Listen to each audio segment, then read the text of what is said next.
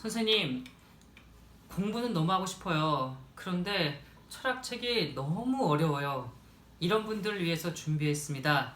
어려운 철학책을 한 글자 한 글자, 한 문장 한 문장 읽으면서 설명해 드립니다. 안녕하세요. 철학책을 강독해 주는 남자 철강남입니다. 지난 시간에 이어서 계속 전 여러분들과 선험적 원리론 그리고 선험적 감성론에서 공간에 대한 선험적 구명을 계속 읽으면서 설명을 해드리고 있습니다. 지난 시간에 저희가 하나, 둘, 셋, 네 가지의 근거를 들어서 칸트가 공간은 우리의 선천적인 표상임을, 직관 형식임을 형식이라고 이야기를 했는데 어떻게 여러분 좀 동의가 되시나요? 이해가 되시나요? 계속 읽으면서 이런 게 왜 필요했는지 그리고 공간이 왜 우리 선천적 형식이라고 하는지 계속 이해하면서 나아갔으면 좋겠습니다. 저희가 지난 시간에 이어서 읽으면 9쪽에 3이라고 써있는 공간에 관한 공간관념의 선험적 구명을 읽어야 될 텐데요. 이 부분은 칸트가 재판에서 추가된 부분이기 때문에 처음 읽는 여러분들은 굳이 읽을 필요가 없어요. 나중에 더 연구하거나 읽기를 원하면 개인적으로 더 읽으시면 좋을 것 같고요. 저와 함께 같이 읽을 건 10쪽부터 읽도록 하겠습니다. 어디냐면 이상의 공간관념에서 생기는 결론, 이 부분부터 읽도록 하겠습니다. A 보도록 하겠습니다. 공간은 어떤 물 자체의 성질을 표시하지도 않고 서로 관계하는 물 자체들도 표시하지 않는다. 즉, 공간은 대상 그것에 고착해 있는 또 직관의 모든 주관적 조건들이 제외되었을 때에도 남는 물 자체의 규정을 표시하지 않는다. 자, 물 자체 오래간만에 나온 것 같네요. 물 자체는 뭐죠? 바로 첫 시간 칸트는 우리가 경험할 수 있는 것과 경험할 수 없는 것을 구분했습니다. 그때 경험할 수 없는 것을 물 자체라고 했습니다. 그리고 읽으면서 보겠지만 물 자체, 대상 그것이라고 나와 있는데요. 대상 그것도 실은 물 자체입니다.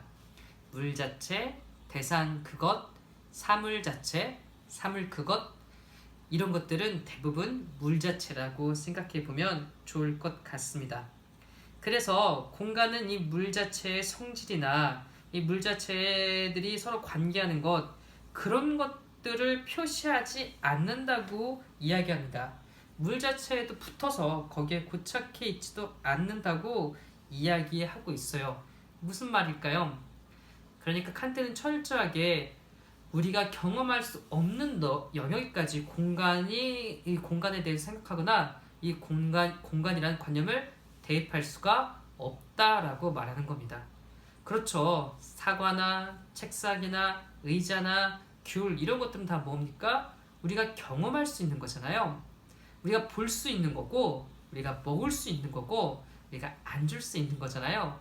이런 것들에 한해서만 공간을 이야기할 수 있지 우리의 이 인식과 경험, 즉 인간의 한계를 넘어서는 것까지 공간이 대입된다? 말이 안 되지 라고 칸트가 말하고 있습니다. 계속 읽어보도록 하겠습니다. 왜냐하면 사물의 규정은 그것의 절대적 규정이건 상대적 규정이건 간에 규정이 귀속하는 물의 실제에 앞서서 직관될 수 없고 따라서 선천적으로 직관될 수 없기 때문이다.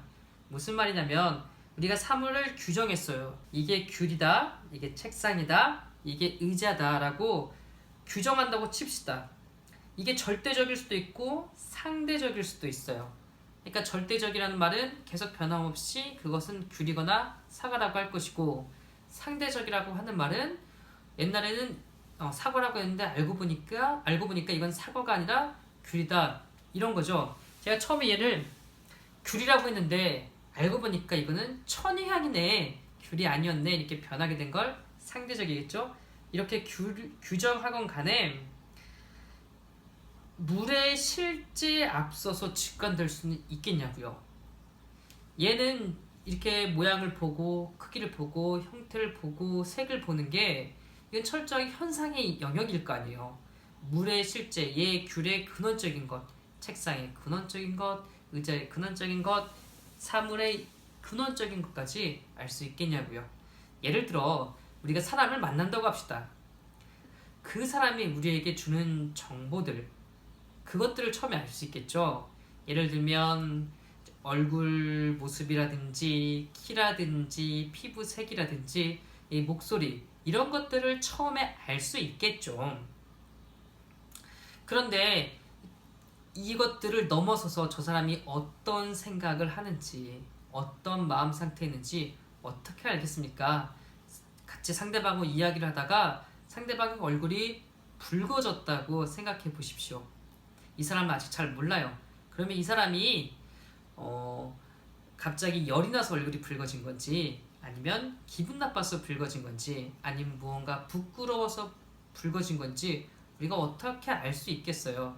그때는 물어봐야죠. 왜 그런가? 그러면 상대방이 실은 이래서 좀 얼굴이 붉어졌나 봅니다 라고 말하겠죠. 즉 우리가 그 사람이 우리에게 정보를 주기 전까지는 그 사람이 왜 얼굴이 붉어졌는지는 잘 모르겠죠.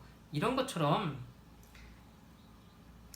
우리가 어떤 것, 예를 귤이다, 사과다, 이런 사과는 빨간색이다, 귤은 주황색이다 라고 말하기 위해선 이 귤이 우리에게 현상하는 부분, 보여주는 부분만을 가지고 귤에 대해서 이야기할 수 있고, 사과에 대해서 이야기할 수 있고, 책상에 대해서 이야기할 수 있고, 그 어떤 A라는 사람에 대해서 이야기할 수 있는 것 뿐이지, 그것의 근원적인 것까지는 알 수 없다. 그것을 넘어서까지 직관될 수 없다. 그래서 따라서 선천적으로 직관될 수 없기 때문이다 라고 말하고 있습니다. 그러니까 지금 우리가 이 공간이 경험할 수 있는 현상에 대해서만 우리가 이야기를 할 수 있는 거지, 경험할 수 없는 그 영역까지 넘어서서 물자체까지 이 공간을 대입해서 이야기하고 설명하고 규정할 수는 없다라고 칸트가 말하고 있습니다. 계속 읽어보겠습니다. B. 공간은 오로지 전 현상의 형식 이외에 아무것도 아니다. 물 자체까지 알 수 없으니까요. 공간은 오로지 외감. 제가 외감을 빼놓고 읽었었네요. 외부에 있는 어떤 물질을 감성화하는, 그러니까 내 외부에 있는 어떤 정보를 받아들이고 수용하는 그런 모든 현상의, 물 자체 아닙니다. 현상의 형식 이외에 아무것도 아니다. 그렇게 말하고 있습니다. 즉 감성의 주관적 조건임에 틀림없고, 수용하는 능력에 우리가 가지고 있는 그런 조건임에 틀림이 없고, 그리고 이 조건 아래에서만 외적 직관이 우리에게 가능하다.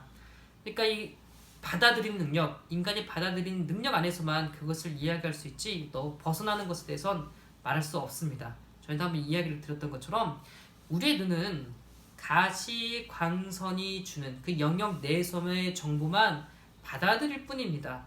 이 넘어서는 몰라. 과학기술이 발달해서 자외선이나 이 적외선도 있음을 알게 됐지만, 혹시 모르죠? 과학이 더 발달되면 또 이 자외선이나 적외선을 넘어서는 그런 어떤 빛의 영역이 있는지도, 그러니까 그렇게 해서 알게 됐을 뿐이지, 그 전에는 우리는 가시광선의 영역만 정말 받아들일 수 있겠죠. 그런 것처럼 우리도 이 감성의 능력, 정보를 받아들이는 이 인간의 능력 안에서만 어떤 정보를 받아들이지, 그것을 넘어서까지 우리는 받아들일 수 없다고 칸트는 말하고 있습니다. 그런데 대상에 의해서 촉발되는 주관의 수용성은 객체의 모든 직관에 반드시 선행하기 때문에 모든 현상의 현식은 모든 현실적 지각 이전에 따라서 선천적으로 심성에 주어져 있을 수 있다는 것이 알려진다. 무슨 말입니까? 우리가 이 대상이 주는 정보를 받아들인다고 하면 이 주관의 수용성, 감성은 알고 보면 먼저 우리가 있어야, 이 주관적 수용성이, 눈이 있어야 외부에 있는 정보들, 세계 정보들을 볼 수 있듯이 이 주관의 수용성, 감성의 형식, 공간이 있어야 반드시 선행해야 어떤 정보를 받아들일 수 있다라고 말하고 있습니다. 그러므로 이 현상의 형식 이전에 어떤 현실적 지각, 저게 귤인지 사과인지 책상인지 의자인지 이렇게 먼저 알 수 있는 건 아니다. 형식이 먼저 있기 때문에 이건 다른 어떤 물체에 대해서, 대상에 대해서, 사물에 대해서, 그것의 정보에 대해서 알 수 있다라고 말하고 있습니다. 또 이런 형식은 모든 대상이 그 안에서 규정되어야 하는 순수한 직관으로서 대상의 관계들을 규정하는 원리를 모든 경험 이전에 포함할 수 있다는 것도 알려진다. 이제부터는 좀 이해가 되실 것 같아요. 그래서 이런 형식은 대상을 규정해야 하는 어떤 그 순수한 직관, 우리가 가지고 있는 그런 직관이겠죠. 눈이 있으니까 여러 색들을 볼 수 있듯이요. 그리고 이 직관을 통해서, 이 순수 직관 형식을 통해서 대상들의 관계를 규정한다 라고 말하고 있습니다. 그러니까 우리가 눈이 있으니까 저게 빨간색, 파란색, 노란색, 초록색, 보라색이라고 규정할 수 있는 것처럼 눈이 먼저 있어야 이런 색들을 규정하는 거죠. 그런 것처럼 외부에 있는 어떤 정보들을 받아들여서 우리가 사유한다고 하면 그 전에 뭐가 있어야 합니까? 이것들을 받아들이는 감성의, 수용성의 어떤 능력, 틀, 형식이 먼저 존재해야 된다고 칸트는 말하고 있습니다. 오늘은 여기까지 하도록 하겠습니다. 정말 감사합니다.